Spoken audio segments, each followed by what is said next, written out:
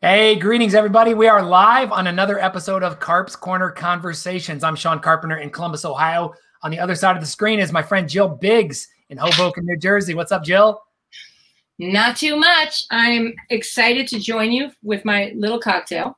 Yes, and I have a cold beer. Hopefully you guys are watching somewhere where you're having a little after work drink. Our friends on the West Coast, it's okay. Tell them I said it was all right.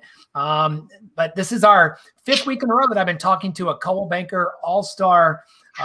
We've been doing the International Women's Month, kind of featuring some amazing people. We started with Katie Day, a rising star out of Houston, Texas. We had our good friend Lindsay Listansky in week number 2 from the corporate office. We had Wendy Mae Crane out in Portland, Oregon, our director of education for Coldwell Banker. And then last week we had my good friend and mentor, Kathy Shiflett, here in Columbus, Ohio.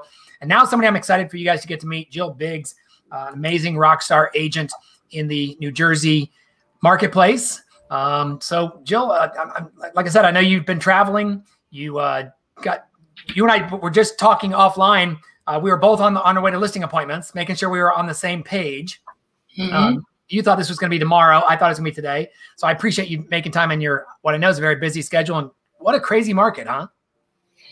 It's definitely crazy. It's certainly different for everyone. Like I just got back from Texas. Shh, don't tell anyone. And it was my first trip since March 13th. So, you know, wow.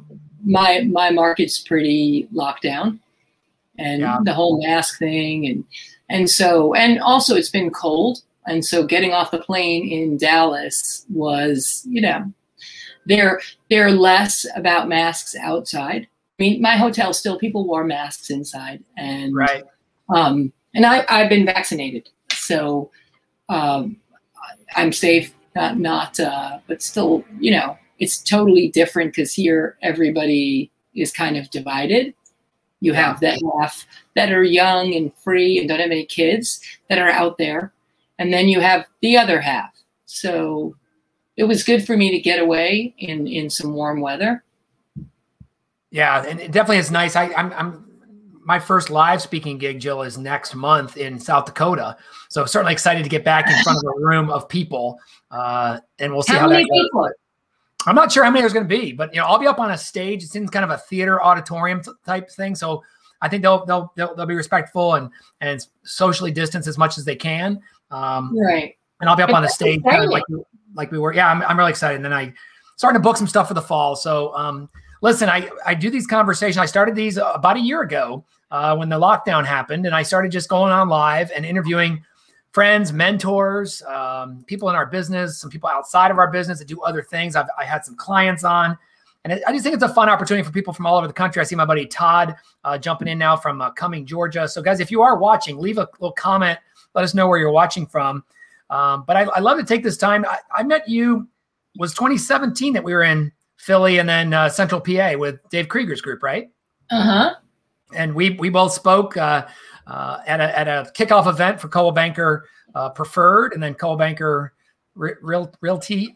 It was called something different back then, but Central PA, Send Pen as they call it. And we had a blast. We had some nice dinners and talked. And you brought a crew to Triple Play and saw me speak when I was down in Atlantic City, but we loved you. Yeah. Thank you. And I want to bring this opportunity for my friends to get to know you. So Jill, we're going to put you on the spot. We'll talk about the market first, but we got to dig into Jill Biggs. Tell us where you were born and tell us about your family and kind of.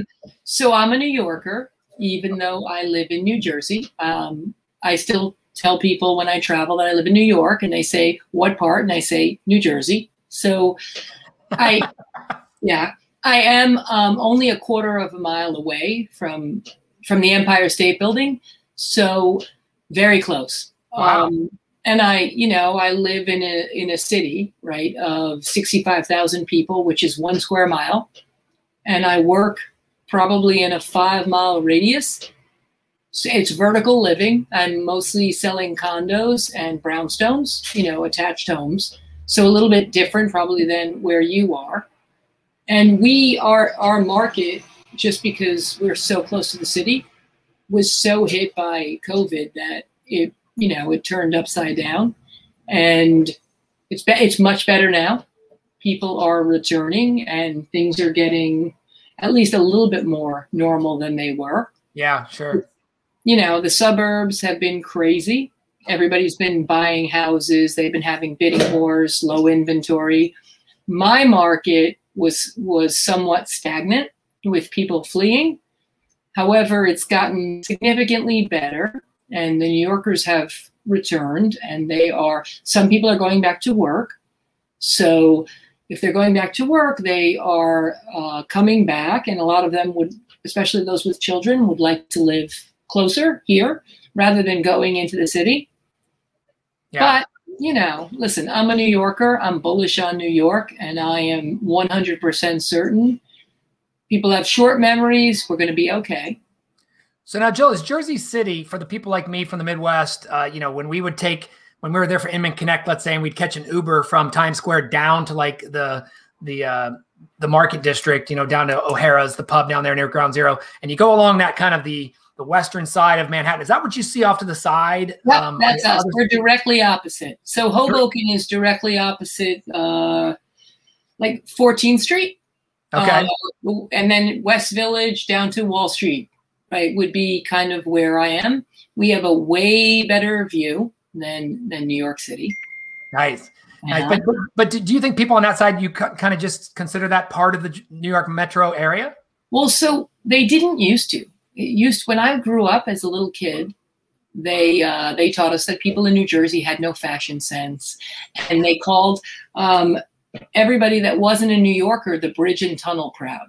However, in the last 5 years, Jersey City got discovered, got a lot of hype, and it's very similar to Brooklyn.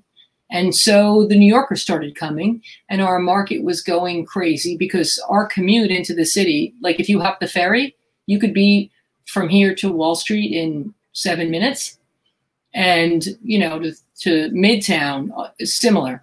And so if you live in Brooklyn or even in Uptown in New York City, you have a harder commute than we do, and you get more for your money. Now, it's not like we're a crazy discount, because you also think my square foot pricing ranges from $600 to $1,200 a square foot, which you probably don't do square foot pricing. We do, but it's a little different. I mean, you know, I was showing a neighborhood today that's, you know, $202 a square foot, you know.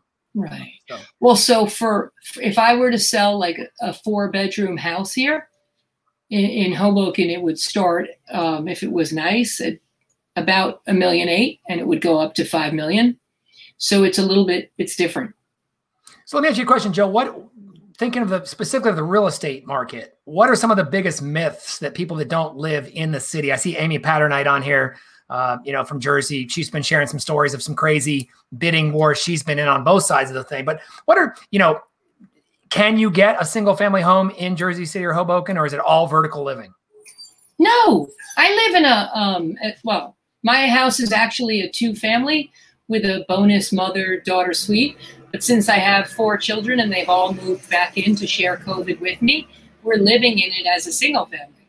Okay. And you can absolutely live in a single family. It's just I'm attached on one side, and it looks kind of like the Cosby Show, or okay. You know, I mean, that our neighborhoods are more like that. People live in houses, and some of the surrounding neighborhoods to me, like in 10 minutes, you can get a house.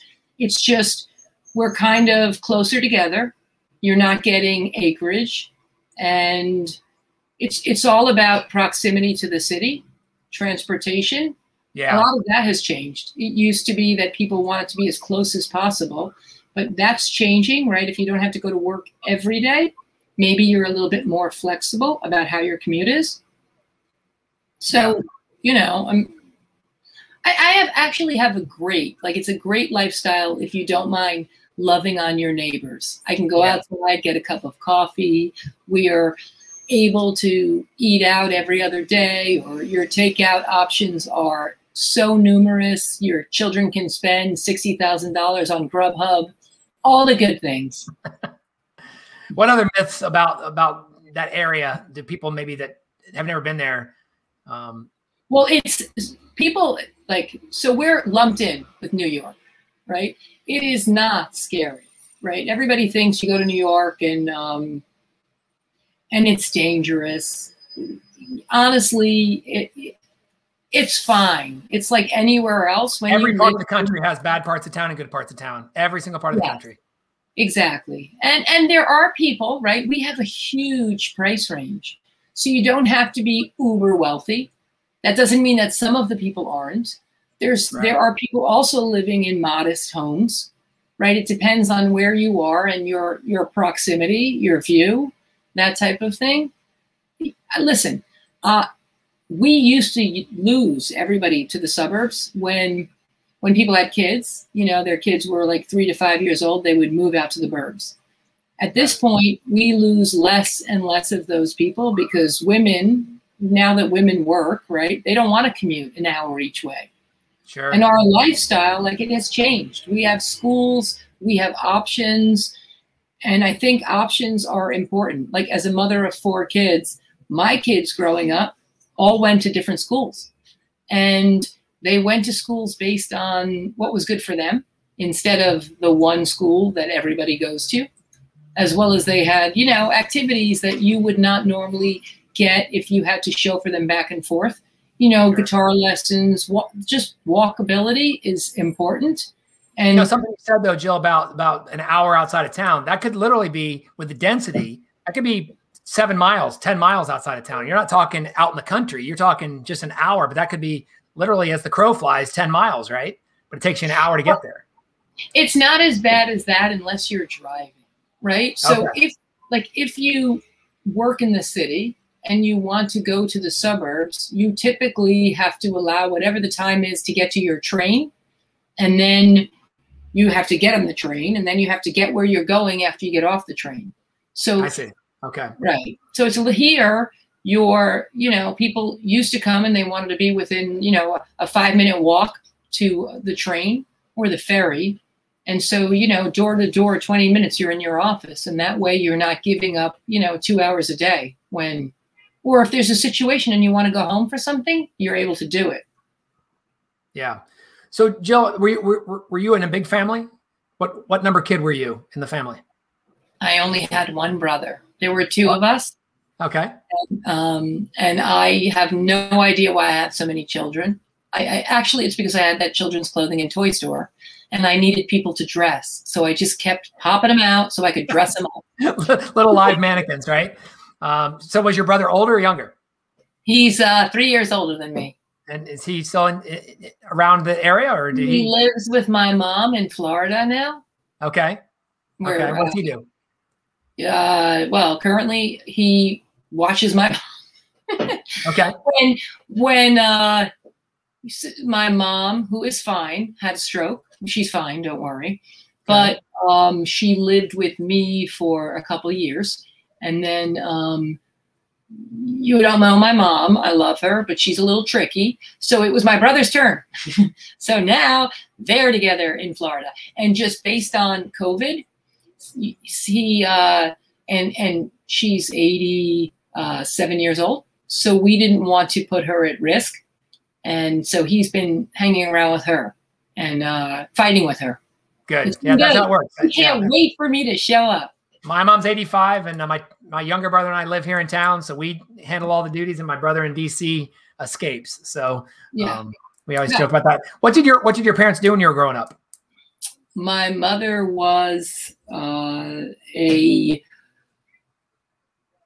fashion illustrator. She did it for years, and she worked for Macy's. And then after that, she came and she worked for me in my children's store.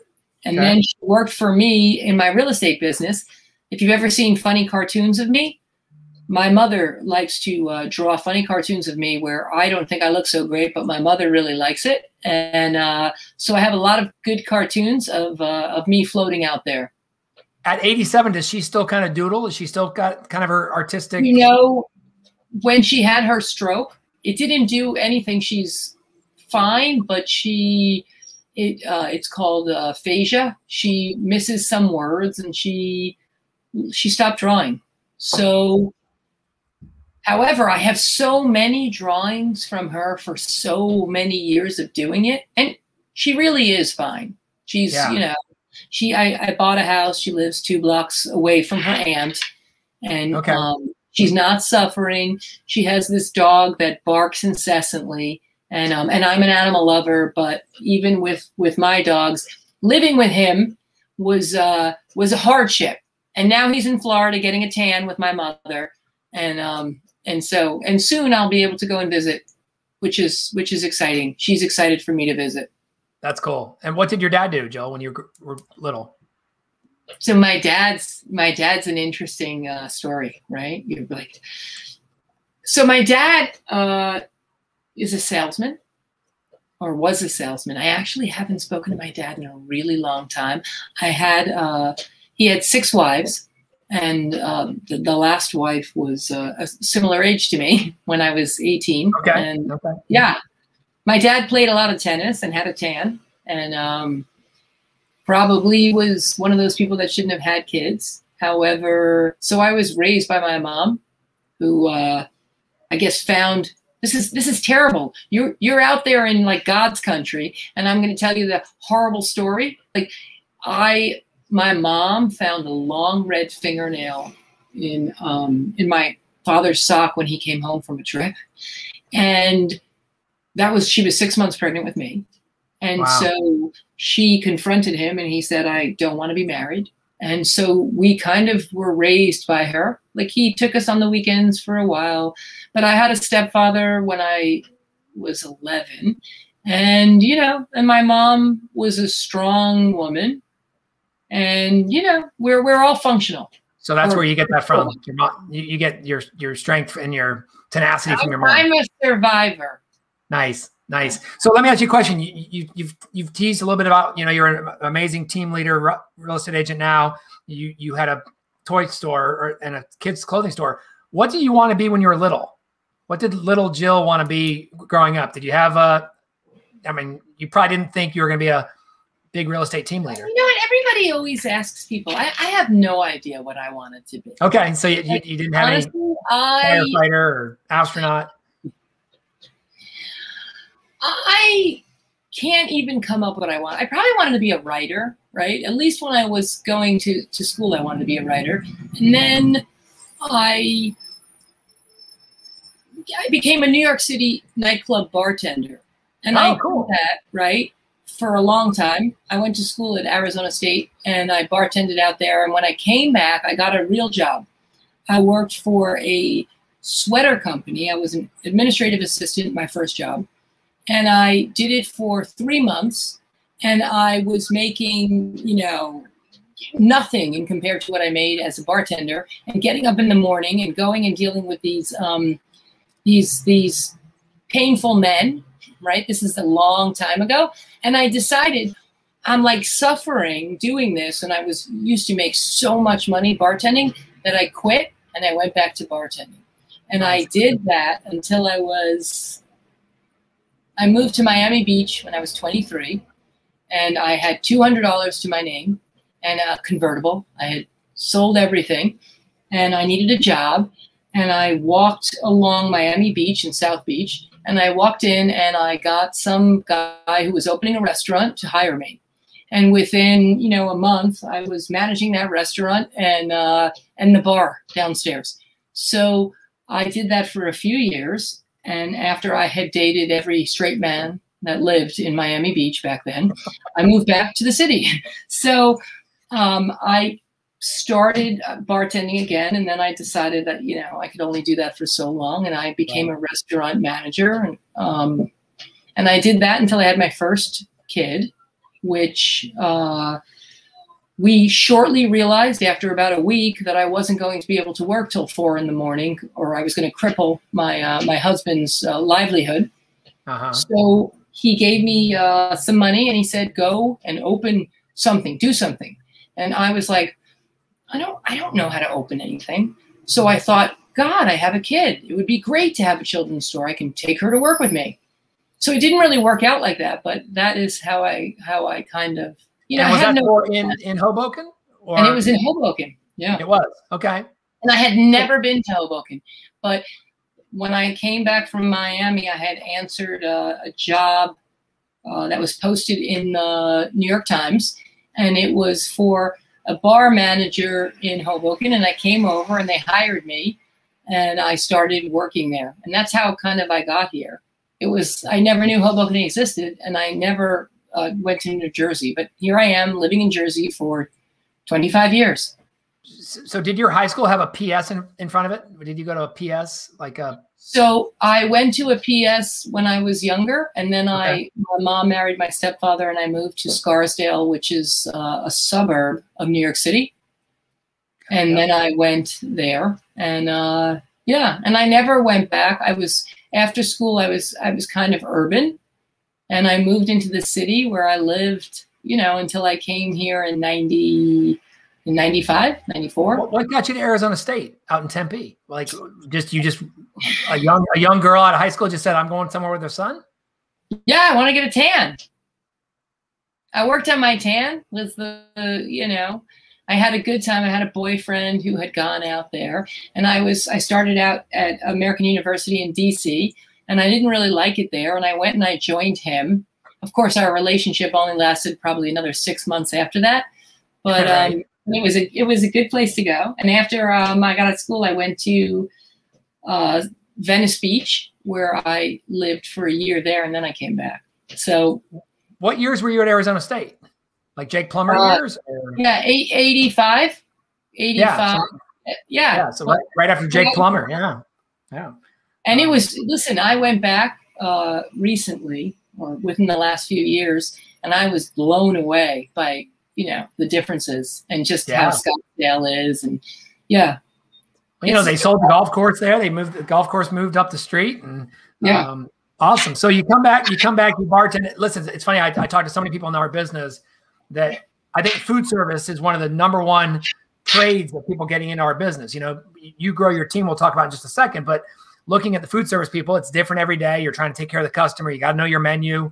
You got to, you want people to repeat and refer you as a server. And so I bartended my way through college and after college. And I tell people I spent my early part of my life behind the bar, and I spent the rest of my life in front of the bar. In front of the bar, exactly. Well, I think it's also like bartenders are, people are nice to you, they're respectful of you, but you definitely still have to be able to keep people in line. You know what I mean? Yeah. You have that space, right? Yeah, and a lot of what we do, we got to listen to people's stories, but we also got to get them to the point. We got to walk away when we're, there's a difference between hearing and listening. Yes. A lot in that job. So you were an admin at a sweater company, children's store. Tell us how did real estate, because leaving did you sell your store and go into real estate? Did you dabble in real estate and then decided to jump in full time? No. So in 2001, my husband and I we both worked a whole bunch. Having a children's store, I worked every day, all the time. Yeah. Yes, retail. So we had decided that we were going to move somewhere that was beautiful. And so we decided we'd move to Maui.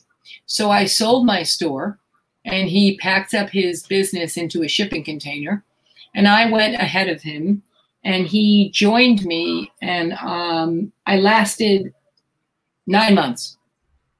So I didn't realize, I'm a workaholic, and after going to the beach every single day for a certain amount of time, I don't even like the beach. And I watched him surf. I watched for shark fins while he surfed. And it would have been different had I bought a business, but going from, one extreme to retiring like that for me was what just wasn't going to work out. And I came back here and I didn't have a job anymore. I had fortunately only rented out my apartment, so I had a place to live, but I needed a career, and I had a friend who visited me, who's my oldest best friend. He came from South Beach, and he was with me for about 6 months, and he wasn't doing anything. And my husband was like, I don't think he's ever going to move out. So I signed him up for real estate school, and I sent him to real estate school. I actually had to send the children away because he was kind of needed to study, right, and needed to focus, and I had all these kids. So he got his license, started working, was having a really good time, and I thought, I could do that. So I got my license, and I became a realtor, and I joined him, and we were partners for my first year of my career. Wow. Okay. In Hoboken or where? In Hoboken, yep. Okay. And it was funny. The broker of his office back then, who's fabulous, like everybody big started in that office, but she told him she didn't want to hire me. She said she thought I was flaky. And then last year when we won Chamber of Commerce Real Estate Group of the Year, she gave me the award. And I was like, remember when you thought I was flaky? So Joe, anyway. I'm seeing the Pretty Woman scene in my head, right? You guys work on commission, right? Big mistake. Huge mistake. Huge. Yeah. You know what? I had a database, right? From having that store. I had it for 10 years. And I used that, right? In those relationships, I also had all those kids in private school. And the people that, that knew me gave me their buildings. And so I marketed to them. And it was like a snowball. And I didn't really ever have a bad time. My first real sale was my friend who I forced to use me, right? How could you not use me? And, it was touch and go there for a little bit, right? Because I had no idea what was going on. And they bought a brownstone, which is a big ticket sale. And back then it was the highest sale of the year. Wow. And I called the other side and asked if they really had an offer or if it was an inflated bidding war. And my broker was like, you're not allowed to do that. I'm like, why not? You don't understand. This is my friend. So it was like, I learned a lot of lessons over the, time. And, but I found something that I really liked because I like people. And I love the fact that we get to go in and ask them personal questions and they answer us. And I love houses. I like nothing more than rearranging all your furniture. I could stand in your house and, it's crazy. In my own house, I will rearrange things, for like 2 hours back and forth. On a regular basis, yeah. It makes me feel better. The OCD of the whole. Yeah, you got to, So I bet Tom Brady sits with a football in his hands all the time, just to kind of get that feel. So when did you start building the team? Because you guys are at 22 now? We have, I just touched my keyboard. We have 7 support staff. Okay. And I have 22, 23 agents. I actually think I have 5 starting in the next week and a half. Wow. I'm in growth mode. Is that partly because of the market coming out of COVID? Is it partly because of the spring market? A little of both?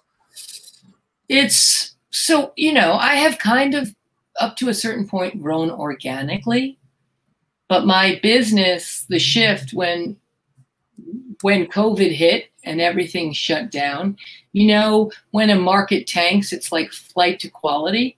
So everybody called me. And back in May, I had 200 listings. And operating with 200 listings means you have to give therapy to 200 sellers, right? So it also took us from, one extreme. I usually cycle through, I have like 35, 40 listings, buyers, sellers, and I'm used to that. So going to the other extreme meant I had to kind of pivot, shift, and reorganize. And so it's been a crazy year for me. I don't think I have ever worked this hard in my career. I have I feel so responsible for people that I need for their sale to work out. And it's not like when you take a developer and you have 20 listings. I'm talking about all these individual people that I am talking to, until the middle of the night in my backyard, trying to make things work out in a market where everyone was fleeing. And it made for change, right? While everyone was not working, I was up getting my team on Zoom and hiring. I had to hire a marketing company that did things differently and drive traffic to Zoom landing pages. And, I can take a listing without ever going to your house at this point. Everything shifted. And I just had to look at how to do things differently. And so I've been working on that. And I needed help because I really got to a point in the end of May where I was beaten down and tired. And I hired an operations manager who I have a mentor of mine, Bruce Zipp, and some of you probably know him. Sure. I called him up and I said, you got to help me because I think in 30 days I can't do this anymore. Because I had the weight of the world on me, right? Sure. And I'm thinking, oh my God, the world is falling apart. And during the day, we're in sales. I'm smiling and trying to keep people up, right? Everything's going to be fine. But it definitely was tricky. And so he said, no, don't quit. And he made a connection for me. And I got an operations manager who is a good fit for me. I'm hyper, I'm busy, I'm crazy. I think, everything has to be done at the speed of light. And he's slow and methodical. He's like, no, we can't do that. No, we're not doing that. So it's been good for me. And was that a hard hire? Was that a hard hire to hire someone that wasn't like you? Because you felt like, but it's got to be someone like me that sees the world the way I do. Or did someone outside of you make that decision? So normally, right, I don't hire anyone anymore because typically I hire people like me, which is a bad fit. Right. However, for whatever reason, he and I just kind of hit it off. Okay. If that makes sense. And he is like when buyers see a house, you don't know why, but they just like it. And you just something about this guy. You said this is the right guy. I honestly did not hire him. He came to me and said he would stay for 3 months and help me. Okay. And so it was like a BandAid. However, he was a good BandAid and we got along. And so he is not going back to corporate America. And I think that it's helped me. It's great to have somebody who stops me from running. You know what I mean? I will run as fast as I can. I have 7 million projects going on at any given time. And systems, right? I'm very big picture. So getting me to slow down and work on processes and systems, which is what you really need hardcore when you're so listing heavy. Yeah. But Joe, you say he's not going to go back to corporate America. I think he is in corporate America. He's working for a large major team, 30-person organization. If he could go to Wall Street and work for a 30-person investment firm, he'd be doing the exact same thing.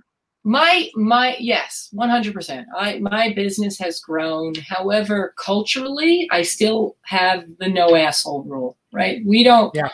We're nice to everyone. I want to come to work in a place that I like the people. I got to say, Joe, that's why I like, I met you at that event in New Jersey. You got in the night before, you spoke on stage. I've been around a lot of top agents. So I'm thinking like, she's a prima donna. She's going to come in and she's going to fly off back to her. And then you hung out with us at the local bar. We talked, and then the next day, and then you followed up on the afterward. You're so real. And it's so many of the top agents I meet around the country, they're exactly like you. They're just good people who don't hire assholes and take care of their customers and try and do it again and again and again, right? Mm-hmm. I think honestly, most people that have a lot of success, right? There has to be some driving force, right? Well, actually there are lots of agents that I also, don't love.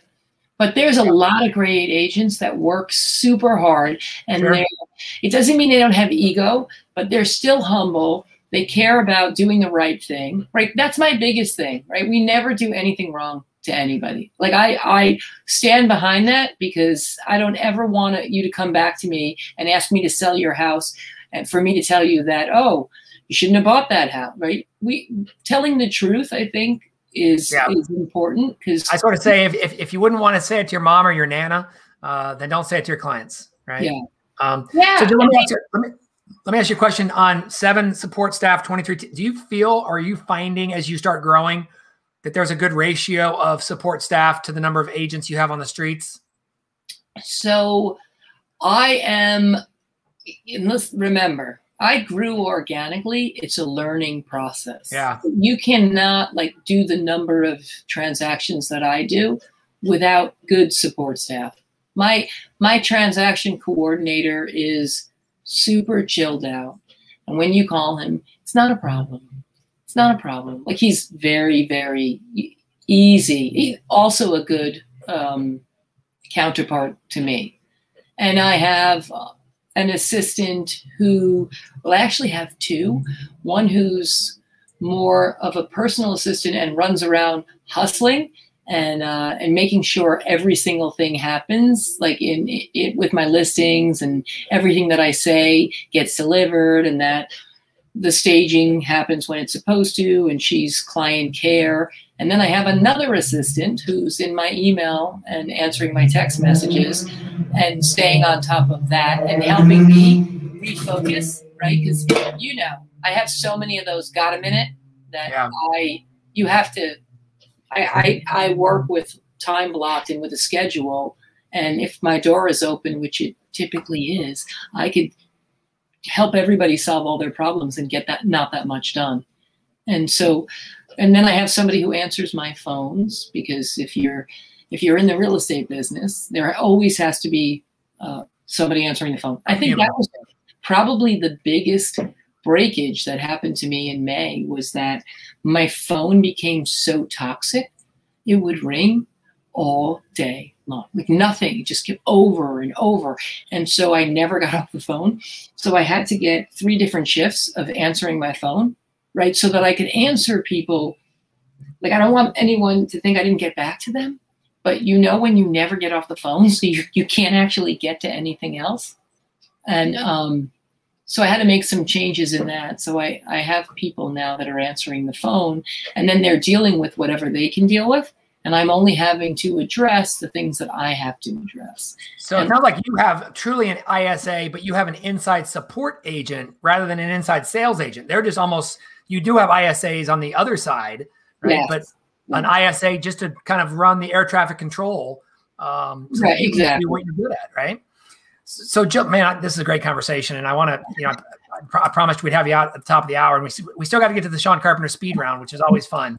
Let me go to, I want to go to 3 things that I watched a video of yours, and I remember you talked about this in Pennsylvania. Talk to us about these 3 things and why you feel they're so important. Speed to lead, know your scripts, and killer follow-up plan, right? That's one of your, you know, you did a presentation at the Tom Ferry Summit. Those 3 things: speed to lead. Obviously, you're a big investor in online leads. You deal with a lot of stranger business, but because you're so good at it, you were in repeat business. Know your scripts. Talk about your script practice at your team, and then killer follow-up plan. Right. So well, speed to lead is easy, right? If you're a consumer and you're looking at property and you have a question or you want to see something, you want someone to answer you. You don't want to wait for them to get back to you. And the internet makes everything so readily available that if there isn't somebody that's grabbing that immediately, it's over. They went to the next realtor. They went to somebody else. They went with somebody else. So I have somebody that answers my leads in 90 seconds. That is what her job is, and gets you to an agent that can answer your question so that we don't lose you, right? It also helps my listings because we're able to drive traffic to our listings by being, you know, by stopping them from going on and talking to the next agent. And then the scripting piece is, if you don't know, right, your script down, you're not able to listen, right? And the truth is that's the biggest downfall for agents. If you're spending all that time trying to remember what to say, how can you hear? How are you able to read and listen? Because nobody cares about you. They care about them, right? Your job is to ask the right questions so that you hear what your buyer or seller is saying so that you can, you know, help get them to where they want to go. And I think that without really memorizing that and having it down and getting it cold, like, you know, after you do it for a while, no matter what they say, you know the objection, you know how to redirect them, and you can get them back around, right? Yeah. So that they can answer the question, so that you can understand how best to help them. And so I wrote that. That's such a brilliant message. And I want people, if you're watching this on the replay or live, scripts are designed so you know what to listen for, not so you know what to say. That's so cool. Well, you get to be yourself, because we're talking about things that you're completely comfortable with, right? But so many agents are not comfortable, and they're just because they're afraid. Oh, what if they ask me this? Like there's only a certain number of objections that people can possibly have. There's no new objections. Right? That's it. So if you have that, and if you're also the local market expert, right? You got to know your inventory. I see all of these agents that take people to areas where they don't know. I typically do not do that, because how can you best represent somebody if you don't know anything about their market? And I could go to another market, but I would instead refer it to an agent that knows what they're talking about, because otherwise I'm really doing a disservice to the buyer or the seller. Yeah. Yeah. And then talk to me about killer follow-up plan. What do you guys have in place? All of the money is in the follow-up, right? Yeah. I mean, you know, especially if you're in the internet lead game, right? People typically, I think it's the 8th to 12th time that you touch them that they respond. And, you know, it's great when you get a live call and you have that person on the phone and you book the appointment. But if you don't, right, and you got back to them with an email and you only emailed them once, well, maybe they're away. Maybe or it goes into spam, or it goes into junk, or whatever, right? So if you're not going to call them, and so many agents, listen, I have a new person who started last week, and I was in Texas for the weekend, so I sat down with him before and I asked him, so how's it going? He's like, well, Marisol's given me these leads and I've been emailing them. And I said, well, did you call them? And he's like, no. I'm like, okay, the first thing you have to do. So then I sat down, right? Because they have phone fear, and everybody's afraid of rejection, which in the beginning, right? I don't know, phone fear. We don't have it anymore because it doesn't bother me. And I also don't get rejected that much, but I used to get rejected. Right. And you got to kind of power through that. It's much easier to be rejected when you're rejected with a bunch of your friends around you. My own kid, right, who I remember, I had her out there calling, and she's like, Mom, they told me to piss off. She's like, so I called him back and I said, I think we got disconnected, right? Whatever. The point is you gotta get through a whole bunch of no's until you get to a yes. And it gets better and better when you feel comfortable. And, and I think that we learn our scripts, right? So that we are comfortable, so we get less no's, and that our number of conversations is less. I always talk about to the new agents, I say, it's not about memorizing scripts. It's about internalizing scripts. So they sound like you, so that over the time, it becomes more confident. The more confidence you have, the more competence you have, the more consistent you are, the more you're in trust. Right. And I think that, that you have, right. If you asked me, right, and I told you in the beginning, I would have said, I don't have a script. I'm just talking. But the truth is one day about 5 years ago, I was driving in the car with my kid to Atlantic City, right, to a training. And she got a phone call. She's a younger, newer realtor back then. And she picks it up and she's like, shh, we all have to shut up because she's on the phone. And she goes into my script, word for word for word. She has me every single, like the whole thing, through the process. So I have a script. It might be I've ingested it, right? And I've made it my own so that it's comfortable, but it's 100% a script. Yeah. Listen, I think we all use scripts every day, right? Anyone who's ever sang the song Happy Birthday at a birthday party, that's a script. The national anthem is a script. Lord's Prayer is a script, right? It's funny, Joe, you say that. When I was the manager of my office, I used to bring people in, and after the interview, I'd give them a little tour of the office. And our front receptionist, Kathy, when you came down the hallway, you could see her through the mailbox slots, right? She looked out the window this way, but you could see her through the mailbox slots. And I remember I was coming around doing the final interview, and I tell about the title office that's right here and the mortgage office that's right here. And I looked up and I caught her eye, and she was mouthing the words I was saying as I was saying them. After I said goodbye to the recruit, I said, hey, Kathy, I saw you saying what I was saying at the same time I was saying it. Do I say the same thing every time? She goes, oh, Sean, as soon as you come around from the resource area, you point out this. So you're right. I was using a script that I didn't even realize I was using. And I bet most people watching this do the exact same thing, right? It becomes something that's internalized. It's internalized. And talk to me, Joe, you do script practice with your team. And guess what? You do it. You don't just say, you guys need to go in and do script practice with the team leader. You do it yourself too, right? Yes. Well, if you don't get them comfortable, and the only way they're going to get comfortable is they have to practice. And that's part of the COVID thing is tricky, right? When you don't have everybody together for a team, everybody does things differently, but I actually like to have everybody in the office. Yeah. And that's, I'm excited that there's a light, in the tunnel. And most of my group actually, because I have no idea how it is by you, but most of us have been vaccinated. And more, that's happening so that we're able to have pods of people that are vaccinated. And I see some normalcy returning, which is good because I need it to, I need for people to kind of be around. It's made everybody energy to people. Yeah. I got to think as a team leader, Jill, when you're at script practice, you watch your experienced agents nail a script, and you can pull them aside later going, man, you killed that script. Then you can talk your new agents, you feel their body language is nervous, and you can pull them aside as well and coach them up and Well, you're also we normally have a lot of shadowing that happens here. And, I had one of my agents who went with me on so many listing appointments that when he went on listing appointments himself, he was telling my stories, right?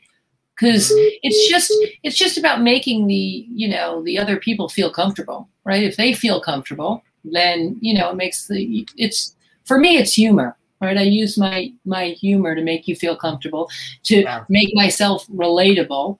And you have to kind of transfer of skills is tricky. Yeah.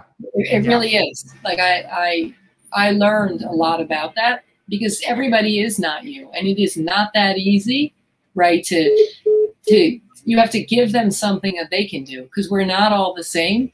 So everybody can memorize a script if they practice. Sure. Joe, go to one question here. Brandon Johnson up in Minnesota asks, what's the #1 back-end system you couldn't live without? Is that which one do you feel it is, or which one do you would never stop paying for because your team is better for it? So the #1 backend system. Well, I use a lot of systems at this point, but I think to simplify it, you have to have some sort of CRM, right? You have to have something that you're doing with your database, and it doesn't matter actually what it is. It matters that you have one, right? I personally use Follow Up Boss, right? Okay. Easy to integrate, right, with other things. And I also have a lead generating website. Same thing. If you're going to have a team, you have to have some way for your agents, to not only track and have a database, but to see what the buyer's activity is, what the internet leads are. And they have to have something automated so that they can remember. Otherwise, you can only remember so many people. And those are two. We have so many systems. It's got I'd actually love to streamline it, but I might get super techie, and I'm not the tech person here. Right. With as I'm an ad for different. Right. Exactly. You're big on reviews. Do you have do you go all in on Zillow? Do you go all in on Google? Are you using Rate My Agent? What are you using? So we definitely have a lot of Zillow reviews. We are now working on our Google reviews, which I had a competition, I don't know, a month ago, where I offered out money, right? I think to the person who got the most Google reviews, and we literally went from 8 to a couple hundred in the span of a few weeks. You have to be very careful, because Google will absolutely shut you down if they think that you're spamming or getting too many reviews. So, but, you know, I mean, that's definitely a direction as things change. You want to keep, you know, buyers look you up. And for sure, they, you know, reviews are huge. I had a home inspection today where at the end of it, and the buyer is a first-time home buyer, and he's a little bit of a nervous Nelly, and he said, "I was so happy that you personally came to my home inspection. You know, when my friend referred you, I looked you up and I watched one of your videos." That's cool. Yeah, that's cool. Hey, listen, Jill, let's go to the speed round. But before we do, take a sip of your drink that you poured. This famous Carp's Corner conversation speed round. I'm going to ask you some questions. No, unscripted. You don't know the answers. I'll put them up on the screen so everybody can see them. And by the way, guys, if you're enjoying this conversation, give me some thumbs up or some hearts in the corner for Jill taking time out of her busy day, the last day of her trip around the sun. It's her birthday tomorrow. I forgot. It's my birthday tomorrow. It's your birthday tomorrow, so it's your last day of this year. And appreciate all the support. All right, here's the first question. Your favorite vacation spot? Costa Rica. Wow, okay. And do you go there often or? No, but I did take a great trip there, and I flew to, the hot springs, and we went zip lining, and once you get on the zip lines, it's 8 miles, and we made the baby go first, and you're committed, and you think you're going to die. Okay, it was amazing. That's cool. Across the canopy of the treetops, right? That's cool. Yeah, it was great. All right, favorite band or singer? Favorite would, well, get ready. I'm a little bit old school, so probably it would be Elton John for me. Love it. His birthday was last week. His birthday was last week. Now it's a favorite song by Elton John. Favorite song. Ooh, that's a tough one. It is a tough one. Maybe Leave On. Love it. Funeral for a Friend. You got his new stuff. Some of his good. Yeah, good. All right. Movie that you've watched the most? Ooh. So get ready for this one. Birdcage. Reminds me of Miami Beach and when I was there when I was young. And I love Robin Williams. Michael Keaton, Robin Williams, right? Robin Williams, Nathan Lane. Nathan Lane, that's right. Okay. Yeah. All right. Jill, your favorite ice cream flavor? You got 4 kids. You got to have an ice cream flavor. It's pistachio. Okay. This is like the security questions. Are you guys going to hack into my airline? Exactly. And do you have a favorite ice cream shop there in Hoboken you want to plug? So actually, my favorite ice cream is in Jersey City, and it's Tarico's on. I think it's on Jersey. It's great. If anyone ever comes here and wants to get some fabulous ice cream, that's the place to go. All right. Based on our earlier conversation, I can't edit the questions, but best advice from mom. Best advice from mom. That's so funny. My mom. Best advice from my mom. Ooh, my mom has a lot of advice, which like what's the thing, Jill, that you find yourself saying to your kids, and you say to yourself, "Holy shit, that's what my mom would have said." You ready? To my kids, it would be find something you love, right? And pick the thing that you're the best at. Don't try and perfect something, right? It's great to have hobbies, but if you love what you do, you're going to do it for a long time. And, and then you're going to have a happy life. And I think my mom, her advice would be more like, don't buy that rug. After you have it, your kids are going to ruin it. That's my mom imitation. She sounds like that too. By the way, how old are your kids, top to bottom? 26, 24, 21, and 18. And they're all girls. All girls. Wow. Okay. A lot of estrogen. Only one in real estate. Well, actually, my oldest is just graduated with her master's in computer science, but she's forced to do stuff for me.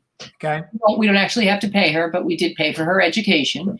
The second kid works for me. Third kid is a chocolatier and a pastry chef, and she's about to start doing client gifts for me. Wow. And the fourth kid, I has taken a gap year and is getting her real estate license, even though she doesn't plan to be a realtor. That's awesome. So, so I met your second then. You met my second, yeah. Which is technically one of your middle kids. You have two middle kids, which is awesome. Yeah. Right? Yes, I have one, the older, who's an only child and still is, and then all the others. Okay, perfect. Are you a pet owner, Jill? So I am a lunatic animal lover, and my two younger children are named after my dead dogs. So it's not, yeah. And right now in my house, I have 3 dogs. I have the yellow lab, who's mine, because I love a lab. I have a Rhodesian Ridgeback, who weighs 120 pounds and is poorly behaved, and then a miniature Schnauzer who comes to work with me every day. That's awesome. Very cool. Jill, what's your ideal weekend? Ooh, well, my ideal weekend would probably be where I stay at home and somebody else answers my phone. Okay. It doesn't happen often. Actually, it hasn't happened. I can't remember the last time. Okay. All right. But That's fair. A staycation. I could use a staycation. Yeah, where you just kind of get to hang out and visit all the cool I just clubs want to chill out and sit on my sofa, because it never ever happens. By the time I get home and stop, I kind of go to sleep, and then I get up and I'm full of energy. My short-term memory is part of the key to my success. Like, so after this Facebook Live, you still have clients to show tonight, or you have appointments? No, after this, I actually am going home. After this, your birthday starts. Barbecue. Your birthday starts. Nice. All right, a couple more. What's the last show or series that you binge watched?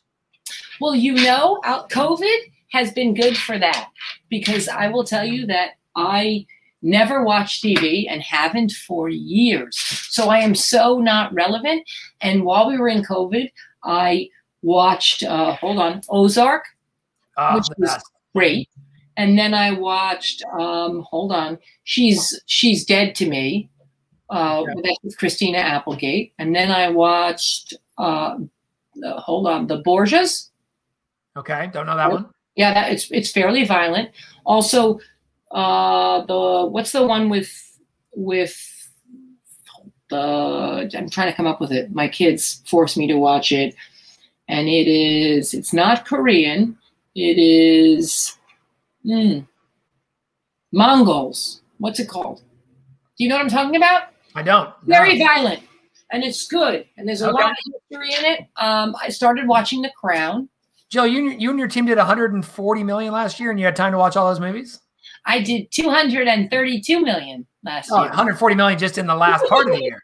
140 million was the year before. 242 million. How many units is that? 32. 232. And how many units? I don't know, 300 and something. Almost a deal a day. Right. Good for you. Yeah. All right, 2 more questions, Jill. What's something on your bucket list? You've done a lot. You've lived in Maui. You drove. So I'm a convertible. Right? My favorite thing is traveling. And honestly, I want to go on a safari. One of my group has been 4 times, and I'm excited to do that, as well as I would like to go to Vietnam and Cambodia. Yeah. And cool. I love Europe. Look, you're a top agent. What does success mean to you, though, Jill? When you wrap it all up, when you're talking to your 4 kids, at some point your grandkids, what does success mean to Jill Biggs? So I really want my kids, right, to be happy, like I have been. Like I success for me is freedom, and but I'm kind of a workaholic, and so it's not in a negative, like work-life balance. I work, and when I'm tired, I go on a trip and I see my friends and I get inspired and I come back, and every time I go to a conference, my entire office is like, oh my God, don't let her come back. Because I have so much for everybody to do and I'm ready. And I want them to be happy like that and passionate about, about what they get to do. Jill, you are off the Carp's Corner hot seat. Great job on answering those questions. This has been so much fun. I love your energy, your enthusiasm, your willingness to share. And I think that's what makes you a great agent is you share and you listen to other people. You coach with Tom Ferry. You're one of Tom's exclusive clients. You share with people in our industry at Coldwell Banker and outside the brand. Because I think you probably realize all ships big and fall, rise and fall with the tide. And if we can raise the bar, we become better. Listen, I don't know if it's your slogan or not, but I'm going to tell everyone who lives in Hoboken and Jersey City, go bigs or go home, right? Because that is your... it's go bigs and go home. Oh, I love it. I figured that. That's hey, good. Listen, share any final thoughts for our listeners as we wrap up, and then I'll close it out. You know what? It's going to be a great year, and I'm happy to see you. And it was nice to hear from you, and nice to get a chance to catch up. Yeah, can't wait to get back to New Jersey. I'd like to ask a whole bunch of questions about how your life is going, because you asked me all of these. But I'll be on Jill Biggs Conversations anytime you want. Happy to return the favor and talk to your team in any way I can. Hey, listen, guys, on behalf of Jill and all the great Coldwell Banker women we've had on this last month, thank you for tuning into Carp's Corner Conversations. Not sure when I'll be up next, but you'll see it on Facebook. And until next time, guys, keep building relationships, solving problems, and having fun. Thanks, Jill.